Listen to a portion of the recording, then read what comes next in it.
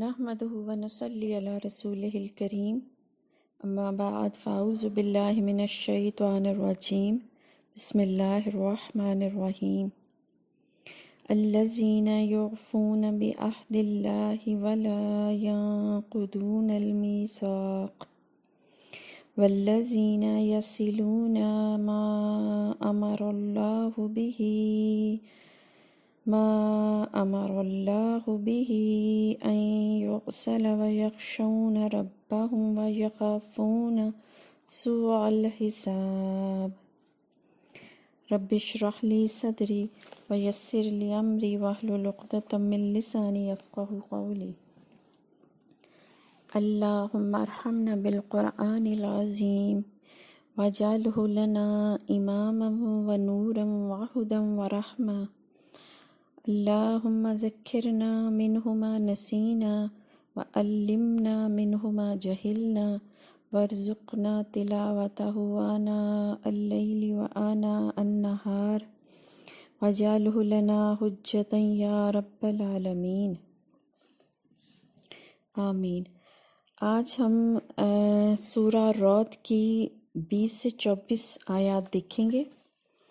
اور ٹاپک اس کا ہے کہ اللہ کے ساتھ کیے گئے عہد کو صبر سے پورے کرنے والے لوگ، اور اسی کے حساب سے اس کو سمجھیں گے بھی۔ قرآن مجید میں سورہ الرعد میں، جیسے کہ ہم سب کو یہ معلوم ہے کہ ہر سورہ کا اپنا ایک عمود ہوتا ہے، اپنا ایک بنیادی مضمون ہوتا ہے، اور جس جگہ پہ آیات ہم مختص آیات کی سلیکشن کرتے ہیں وہاں بھی اس کا ایک خاص مضمون چل رہا ہوتا ہے۔ تو قرآن مجید یہاں جو آیات ہم پڑھیں گے 20 سے 24، اس سے پتہ چل رہا ہے کہ یہاں ان لوگوں کا ذکر ہو رہا ہے کہ جن کے لیے پیغمبر اور قرآن مجید کی ہر بات گویا خود ان کے اپنے دل کی آواز ہوتی ہے۔ وہ پیغمبر کی بات کو سنتے ہیں، قرآن مجید کے آیات سنتے ہیں تو ان کو یوں لگتا ہے کہ وہی جیسے دیکھنا تقریر کی لذت، کہ جو اس نے کہا میں نے یہ جانا کہ گویا یہ بھی میرے دل میں ہے۔ تو قرآن مجید ان کے لیے اصلاً ایک یاد دہانی ہوتا ہے، اور کوئی چیز نئی نہیں ان کے اوپر لاتا، یا کوئی نئی چیز ان کے سامنے پیش نہیں کرتا، بلکہ ان کی فطرت کے اندر جو چیزیں ہوتی ہیں ان کو ابھار کر ان کی آنکھوں کے سامنے لے آتا ہے، ان کی نگاہوں کے سامنے کر دیتا ہے۔ تو قرآن مجید نے خود بھی اپنے لیے جو لفظ استعمال کیا ہے نا، وہ تذکیر کا، یاد دہانی کا قرآن مجید نے خود بھی استعمال کیا ہے۔ اس چیز کو آپ اپنے ذہن میں رکھیے۔ ہم آیات کا ترجمہ پڑھ لیتے ہیں۔ یہ سورہ رعد کی 20 سے 24 آیات ہیں، اور ان مومنوں کا طرز عمل یہ ہوتا ہے کہ اللہ کے ساتھ اپنے عہد کو پورا کرتے ہیں اور اپنے پیمان کو نہیں توڑتے، اور اللہ نے جن جن روابط کو برقرار رکھنے کا حکم دیا ہے انہیں برقرار رکھتے ہیں، اور اپنے رب سے ڈرتے ہیں اور اس بات کا خوف رکھتے ہیں کہ کہیں ان سے بری طرح حساب نہ لیا جائے، اور ان کا حال یہ ہوتا ہے کہ اپنی رب کی رضا کے لیے صبر سے کام لیتے ہیں، نماز قائم کرتے ہیں، اور ہمارے دیے ہوئے رزق میں سے علانیہ اور پوشیدہ خرچ کرتے ہیں، اور برائی کو بھلائی سے دفع کرتے ہیں۔ آخرت کا گھر انہی لوگوں کے لیے ہے، یعنی ایسے باغ جو ان کی ابدی قیام گاہیں ہوں گی، وہ خود بھی ان میں داخل ہوں گے، اور ان کے آباء و اجداد اور ان کی بیویاں اور ان کے اولاد میں سے جو بھی صالح ہیں وہ بھی ان کے ساتھ وہاں جائیں گے۔ ملائکہ ہر طرف سے ان کے استقبال کے لیے آئیں گے اور ان سے کہیں گے تم پر سلامتی ہے، تم نے دنیا میں جس طرح صبر سے کام لیا اس کی بدولت آج تم اس کے مستحق ہوئے ہو، پس کیا ہی خوب ہے یہ آخرت کا گھر۔ تو ان آیات سے وہی بات ہے، الحمدللہ اب تو ہمارا یہ 12واں سیشن چل رہا ہے، کافی چیزیں ہم اس میں سے پڑھ بھی چکے ہیں، لیکن جیسے میں نے یہ بتایا تھا کہ قرآن مجید کا یہ اعجاز ہے کہ وہ جہاں بھی چیز کو رپیٹ بھی کرتا ہے، دہراتا بھی ہے یاد دہانی کے لیے، وہاں پہ اس کا کوئی نیا پہلو کسی نئے اینگل سے ہمیں بتاتا ہے۔ تو چونکہ انسان خود بھی اسی طرح کا ہے، اس کی زندگی میں بہت سارے ادوار آتے ہیں، بہت سارے اس کی زندگی میں اتار چڑھاؤ آتے ہیں، کبھی وہ کسی طرح سوچ رہا ہوتا ہے، کبھی اس کی زندگی میں کوئی چیز اہم ہوتی ہے۔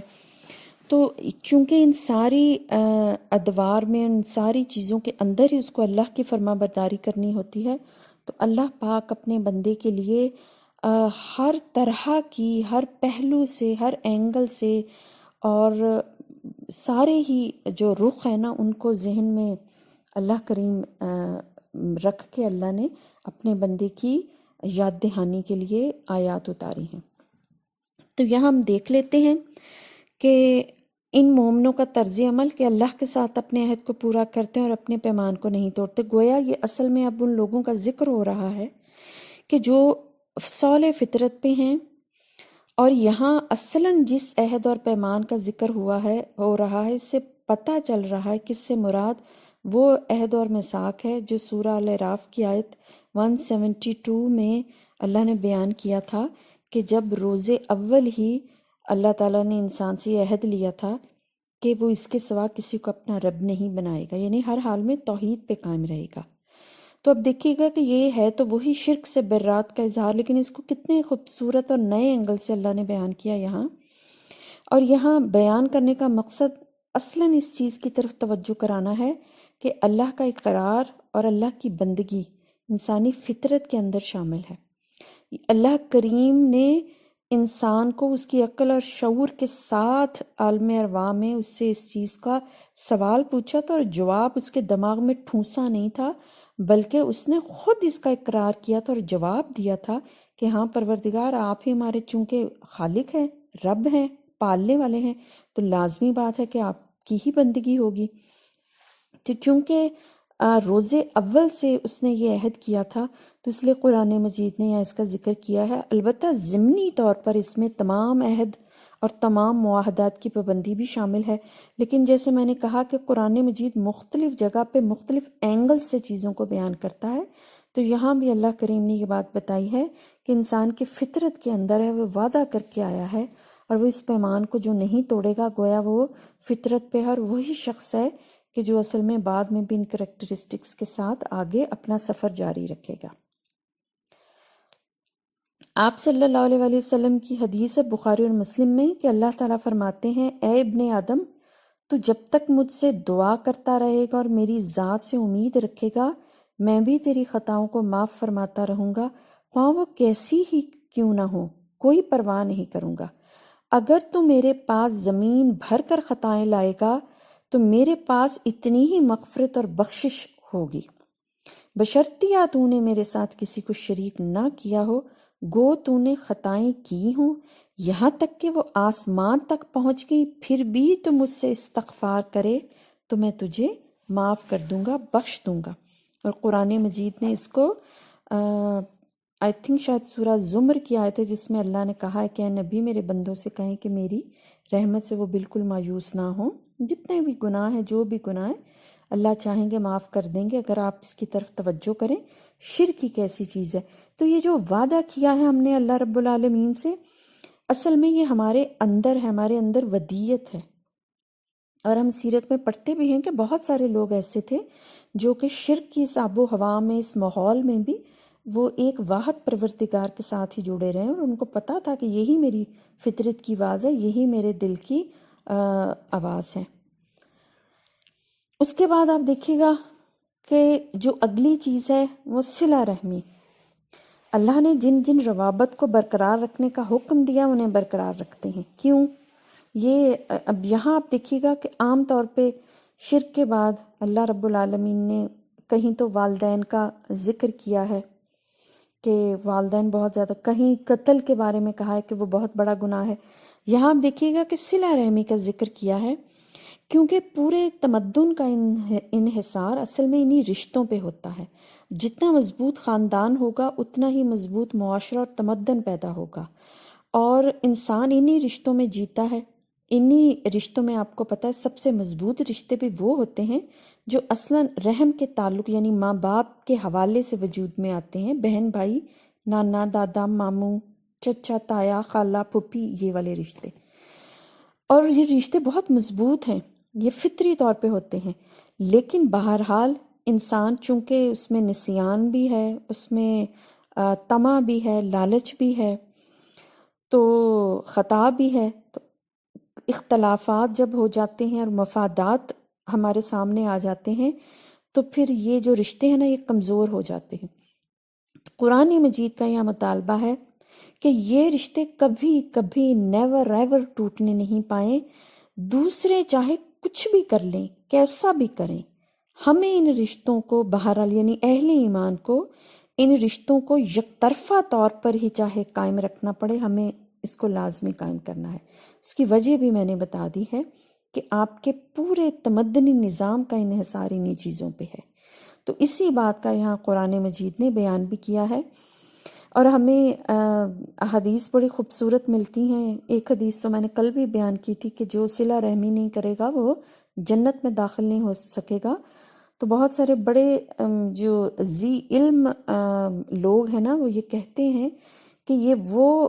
سرٹیفکیٹ کہہ لیں یا یہ وہ پاسپورٹ کہہ لیں، کچھ 3-4 مین چیزیں ہیں کہ جس کے بغیر آپ جنت میں داخل نہیں ہو سکتے۔ حضرت ابو ہریرہ رضی اللہ تعالیٰ عنہ سے روایت ہے کہ انہوں نے بیان کیا کہ آپ صلی اللہ علیہ وآلہ وسلم نے فرمایا، جو شخص اللہ تعالیٰ اور قیامت کے دن پر ایمان رکھتا ہو تو اس کو چاہیے کہ وہ صلہ رحمی کرے۔ اسی طرح آپ کی یہ حدیث بھی کہ جو شخص چاہتا ہو کہ اللہ اس کے رزق میں وسعت اور عمر میں درازی عطا کرے تو قرابت داروں کو جوڑے رکھے۔ اچھا، اب آپ دیکھیے گا کہ یہ جو صلہ رحمی ہے نا، اس حصے کو آپ نے جو اگلا حصہ ہم پڑھیں گے نا، خشیت رب، اپنے رب سے ڈرتے ہیں اور اس بات کا خوف رکھتے ہیں کہ کہیں ان سے بری طرح حساب نہ لیا جائے۔ آپ دیکھیں کہ یہ 21 نمبر آیت ہے، اور یہ پوری آیت میں اسی طرح ہے کہ والذین یصلون ما امر اللہ بہ ان یوصل ویخشون ربہم ویخافون سوء الحساب۔ ہم اصل میں ان کو اکٹھا کر کے سمجھنے کی کوشش کریں گے کہ رشتہ رحم کا پاس اور احترام جب کرنا ہے تو وہ اس وجہ سے نہیں کریں گے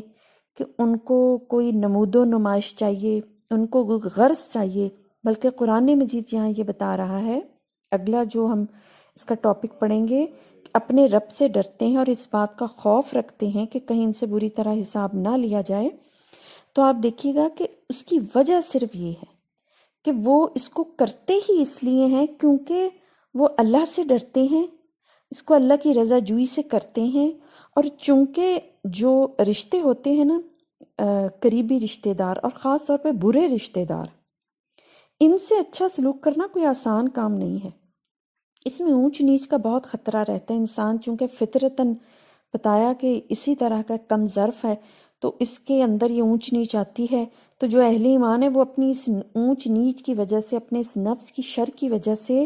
ڈرتے بھی رہتے ہیں اللہ سے کہ اللہ ہم سے کوئی ایسی خطا نہ ہو جائے، اور اس بات کا بھی خوف رکھتے ہیں کہ اگر خدا نہ خواستہ ہم سے کچھ ہو گیا تو پھر تو ہم سے بڑا برا حساب لیا جائے گا، کیونکہ صلہ رحمی کے متعلق قرآن مجید سے اور صحیح حدیث سے جو ہمیں پتہ چلتا ہے وہ یہ کہ اس کے اوپر بہت غیر معمولی زور اللہ رب العالمین نے دیا ہے۔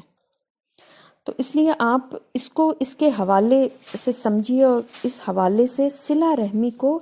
اس حوالے سے یعنی خشیت رب کے حوالے سے سمجھیں۔ تو یہاں 2 چیزوں کا قرآن مجید نے ذکر کیا ہے۔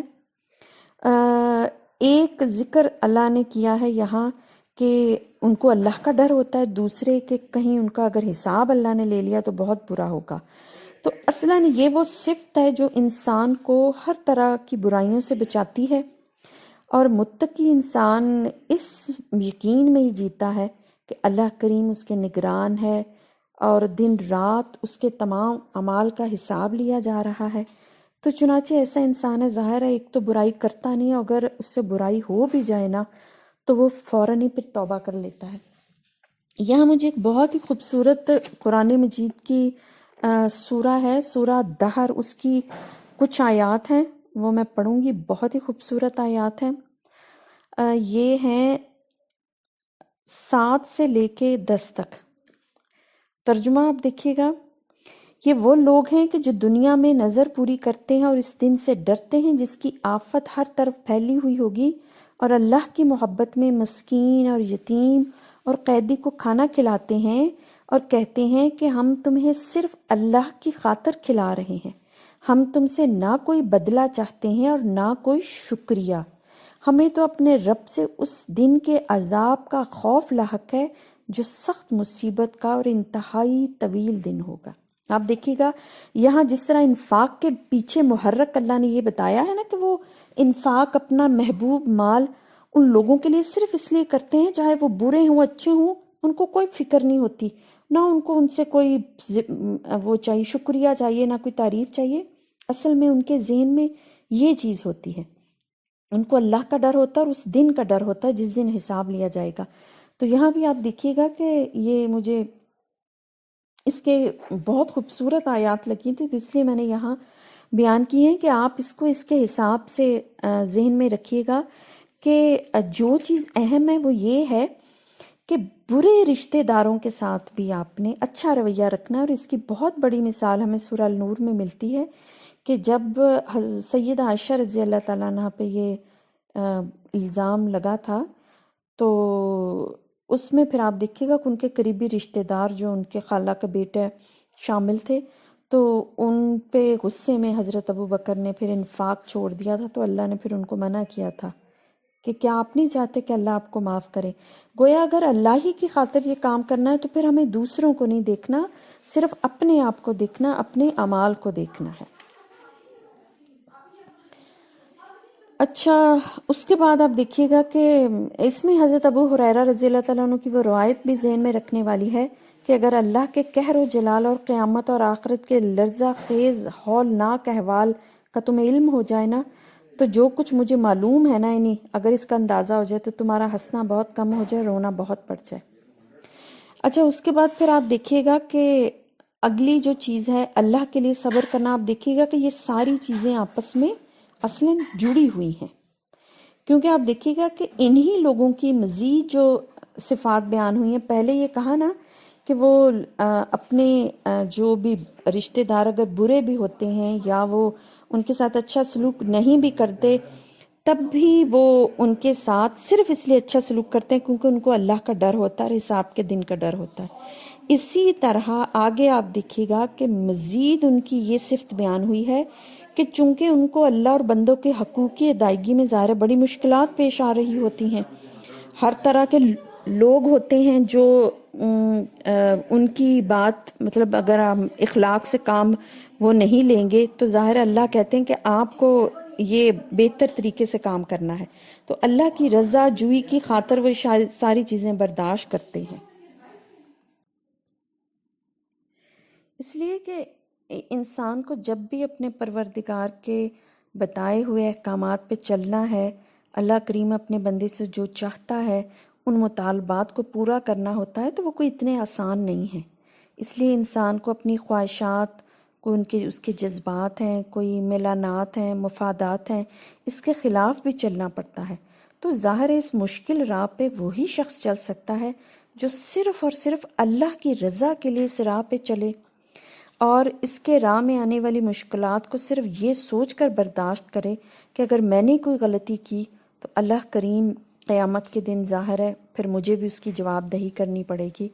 تو جس شخص میں اللہ کی رضا کے لیے صبر کا جذبہ نہیں ہوگا کہ وہ حق کو حق سمجھ کے کھڑا رہے،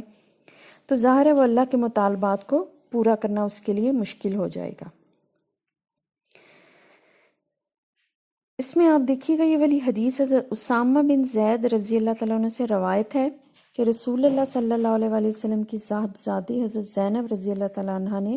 آپ صلی اللہ علیہ وسلم کے پاس کہلا کے بھیجا کہ میرے بچے کا آخری دم ہے،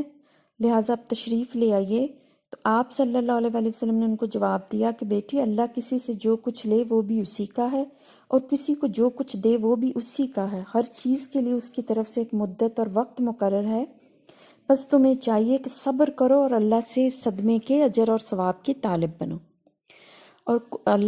یہی حدیث اللہم اجرنی فی مصیبتی واخلف لی خیرا منہا،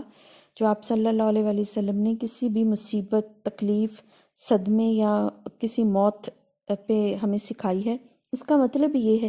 کہ کانسیپٹ ہمیں کلیئر کیا ہے کہ اصلاً ہر چیز پروردگار کی ہے، میں بھی اور میری صلاحیتیں بھی اور مجھے دی ہوئی انعامات بھی اور مجھے پلٹ کے بھی اپنے پروردگار کے پاس جانا ہے۔ تو اس لیے صبر، حق پہ جمے رہنے کا طریقہ یہ ہے کہ مجھے صرف اپنے پروردگار کی بات کے اوپر توجہ کرنی ہے۔ اچھا، اس کے بعد آپ دیکھیے گا، اب جیسے میں نے یہ بات کہی کہ آپ اس ساری چیزوں کو وَيَخْشَوْنَ رَبَّهُمْ، وہ ڈرتے ہیں اپنے پروردگار سے، وَيَخَافُونَ سُوءَ الْحِسَاب، اور وہ خوف کھاتے ہیں حساب کا۔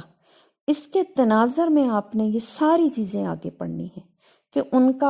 کی صبر کے پیچھے بھی یہ چیز ہوتی ہے، صلہ رحمی کے پیچھے بھی یہ چیز ہوتی ہے۔ آگے آپ دیکھیے گا کہ نماز کا قرآن مجید نے یہاں ذکر کیا ہے، اور نماز، یہ ضرور ذہن میں رکھیے گا کہ نماز پڑھنے اور قائم کرنے کا فرق، کیونکہ میں پیچھے تفصیل سے جب ہم نے سورہ المومنون کی آیات پڑھی تھی تو اس میں نماز قائم کرنا جو ہے اس کے میں نے تفصیلات حافظات میں تفصیل سے بتا دی تھی۔ تو صبر کے ساتھ اس کو جوڑ کے یہ چیز واضح ہوتی ہے کہ نماز چونکہ 5 وقت ہم اپنے پروردگار کے آگے آتے ہیں، قیام، رکوع، سجود کی شکل میں ہم اللہ سے اظہار بندگی کرتے ہیں، اور ظاہر ہے یہ محبت کے بڑا اعلیٰ ترین درجہ، اسی لیے آپ صلی اللہ علیہ وسلم نے نماز مومن کی معراج کہا ہے۔ تو یہ غیر معمولی کردار ادا کرتی ہے، ایک تو اس یاد دہانی میں کہ ہمیں مڑ کے اپنے پروردگار کے آگے جانا ہے، ایک اس چیز میں کہ وہ میرا مالک، اس نے مجھے جو حکم دیا مجھے کرنا ہے۔ تو پھر ایسی نماز صبر کی بڑھوتی میں بھی بہت زیادہ فائدہ مند ہوتی ہے، گویا ہر لمحہ وہ مجھے یہ طاقت دیتی ہے کہ مجھے کہاں اچھے کام کو کرنا ہے، کہاں برے کام سے رک جانا ہے۔ آپ صلی اللہ علیہ وسلم کی اسی لیے یہ حدیث ہے نا، حضرت جابر رضی اللہ تعالیٰ عنہ سے روایت ہے کہ آپ نے کہا کہ بندے کے ایمان اور کفر کے درمیان نماز ہے جو فیصلہ کرتی ہے، اور اسی طرح آپ صلی اللہ علیہ وسلم کی حدیث ہے کہ ہمارے اور اسلام قبول کرنے والے عام لوگوں کے درمیان نماز کا عہد ہے، بس جو کوئی نماز چھوڑے تو گویا اس نے اسلام کی راہ چھوڑ کر کافرانہ طریقہ اختیار کر لی، کیونکہ یہ بنیاد ہے، یہ ماں ہے۔ پروردگار سے ہی نہیں جڑیں گے، اس سے اپنے عہد کی توثیق نہیں کریں گے، اس سے یاد دہانی حاصل نہیں کریں گے، اس سے توبہ استغفار نہیں کریں گے، تو ہم اپنے اس عبادت پہ، اس بندگی پہ قائم ہی نہیں رہ سکتے۔ اس کے بعد پھر آپ دیکھیے گا کہ انفاق نہ قرآن مجید نے یہاں ذکر کیا ہے، اور انفاق کا ویسے تو ہم بہت جگہ پڑھ رہے ہیں، آگے بھی انشاءاللہ پڑھتے رہیں گے۔ یہاں بھی آپ دیکھیے گا، جیسے میں نے سورہ دہر کی آیات آپ کے سامنے ابھی اس کا ترجمہ پڑھا تھا نا، کہ یہاں بھی دیے ہوئے رزق میں سے علانیہ بھی کرتے ہیں، پوشیدہ بھی کرتے ہیں، رشتہ داروں کو بھی کرتے ہیں، جن کا حق ہے ان کو بھی کرتے ہیں، وہ چاہے ان کے ساتھ برا رویہ کریں، ان کے ساتھ اخلاق کے ساتھ نہ پیش آئیں، وہ اس چیز کو بودر نہیں کرتے۔ ان کا ٹارگٹ بیسیکلی کیا ہوتا ہے؟ صرف اور صرف اللہ کی رضا جوئی اور آخرت سے خوف۔ اچھا، دوسری چیز جو اہم اس میں جو دوسرا پہلو ہے، یہ انفاق تو ہم بار بار پڑھ چکے ہیں کہ اللہ نے کہا ہے کہ بھئی انفاق اصل میں اللہ کا دیا ہوا مال ہے، جس سے تم انفاق کرو گے تو اللہ کا مال ہے، تو وہ انفاق کر کے نہ تو اللہ پہ احسان کرتے ہو نہ اس کے بندوں پہ، بھلا تو اپنا ہے۔ لیکن یہاں جو خصوصی چیز بیان کی ہے وہ اہل ایمان کا انفاق ہے جو خفیہ اور اعلانیہ بتایا ہے۔ اچھا، خفیہ کا ذکر یہاں اس لیے کیا ہے کہ تزکیہ نفس کے پہلو سے اصل اہمیت خفیہ یعنی چھپا کے انفاق کی ہے۔ مال ہر شخص کو عزیز ہوتا ہے اور وہ کسی کو بھی دے اور کسی کو اس کی خبر بھی نہ ہو، گویا خالصتاً اپنے پروردگار کی رضا کے لیے یہ کام کرے گا، اس میں کوئی دکھاوا نہیں ہوگا۔ تو اسی لیے قرآن نے اس کا ذکر کیا، اور لانیہ آپ کو پتہ ہے، لانیہ بھی اس کی اجازت ہے، اور فرض انفاق جو زکوٰۃ ہے اس کے لیے تو اللہ نے پسند ہی یہ کیا ہے تاکہ دوسروں کو اگر یہ کام مشکل لگتا ہے تو ان کو موٹیویشن ہو، ان کو بھی حوصلہ ہو کہ یہ کام کیا جا سکتا ہے۔ عدی بن حاتم رضی اللہ تعالیٰ عنہ سے روایت کرتے ہیں کہ آپ صلی اللہ علیہ وسلم نے کہا کہ اگرچہ کھجور کا ٹکڑا ہو اسے صدقہ دے کر آگ سے بچ جاؤ۔ اسی طرح ایک شخص نے آپ صلی اللہ علیہ وسلم کی خدمت میں آیا اور پوچھا کہ یا رسول اللہ کون سا صدقہ سب سے اچھا ہے؟ آپ نے کہا کہ وہ صدقہ کہ جب انسان تندرست ہوتا ہے لیکن اس کو غریبی کا بھی ڈر ہوتا ہے اور حاجت مند بھی تھوڑا بہت ہوتا ہے، لیکن اس کو امید ہوتی ہے کہ اللہ اس کو فضل سے دے دیں گے، تو وہ اس وقت دے، نہ کہ اس وقت دے کہ جب روح حلق میں آ جائے، جان نکلنے لگے تو پھر کہے کہ اب یہ اس کو دے دو، یہ اس کو دے دو۔ تو کہا آپ نے کہ اس وقت تو وہ ویسے ہی وارثوں کا مال ہو جائے گا۔ تو یعنی بہترین صدقہ اصل میں اس وقت ہے کہ جب انسان اپنے اس وقت دے جب اس کو خود بھی ضرورت ہوتی ہے، اور جب اس کو تھوڑا سا یہ بھی ڈر ہوتا ہے کہ ہو سکتا ہے خدا نخواستہ مجھ پہ کوئی غربت کا حملہ ہو، لیکن ساتھ اس کو اپنے پروردگار سے وسعت کی بھی امید ہوتی ہے۔ اور اچھا، اس کے بعد جو اگلا حصہ ہے برائی کے بدلے میں بھلائی، یہ میں سمجھتی ہوں بڑی غیر معمولی چیز ہے۔ برائی کو بھلائی سے دفع کرنا۔ اب آپ دیکھیے گا کہ پیچھے یہ جو چیزیں ہم پڑھ آئے ہیں نا، ان کو بھی آپ دیکھیے گا، اس میں انفاق ہے، صلہ رحمی ہے، اس میں بھی یہ چیز آتی ہے۔ اس دنیا میں جب بھی ہم اللہ کی راہ میں چلتے ہیں تو ظاہر ہے ہر طرح کے لوگ ہمارے سامنے آتے ہیں، ہمارا ان سے ٹکراؤ ہوتا ہے۔ کچھ لوگ ایسے ہوتے ہیں بہت اچھے ہوتے ہیں، اور کچھ بہت سے ایسے بھی ہوتے ہیں زیادہ تر جو کہ گویا ہماری راہ میں کانٹے بچھانے والے ہوتے ہیں، جگہ جگہ ہمیں تضحیک کا نشانہ بنائیں گے، ہمارے لیے رکاوٹیں کھڑی کریں گے، ہم پہ کوئی تبصرے کریں گے، یا ہمارے معاملات میں کوئی خرابی پیدا کرنے کی کوشش کریں گے۔ تو برائی کے بدلے میں بھلائی کا یہ رویہ جو یہاں اللہ تعالیٰ ہمیں کہہ رہے ہیں کہ یہ بدترین دشمنوں کو بھی بہترین دوست بنا سکتا ہے، قرآن مجید کی ایک آیت ہے اس میں۔ اور ہم آگے ایک انشاءاللہ عنوان پڑھیں گے، اس میں بھی انشاءاللہ ہم اس کو ضرور ڈسکس کریں گے، لیکن یہاں جو سمجھنے والی بات ہے وہ دو مختلف پیراؤں سے آپ سمجھ سکتے ہیں۔ ایک کہ کسی بھی طرح کی برائی کے مقابلے میں انسان کا، اہل ایمان کا بہترین رویہ یہ ہے کہ وہ اپنے مزاج، اپنے الفاظ کو بہترین رکھے، دوسرے شخص کی ذہنیت کو سمجھے، اس کے ماحول کو سمجھے، اس کے مسائل کو سمجھے، اس کی کیپیسٹی کو سمجھے، وہ اس وقت جس سچویشن میں گھرا ہوا وہ اس میں خود اپنے آپ کو پٹ کرے، اور پھر اس شخص کو رعایت دیتے ہوئے اس کی بات کو سمجھے اور اچھے اور بہترین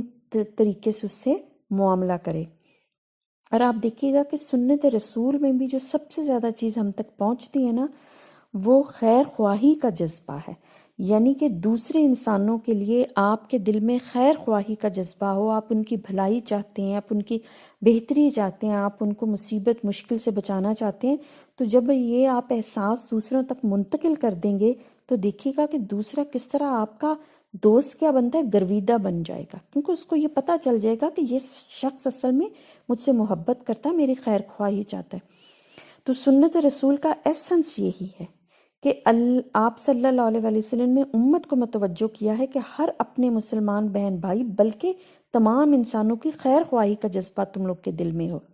تو قرآن مجید نے یہاں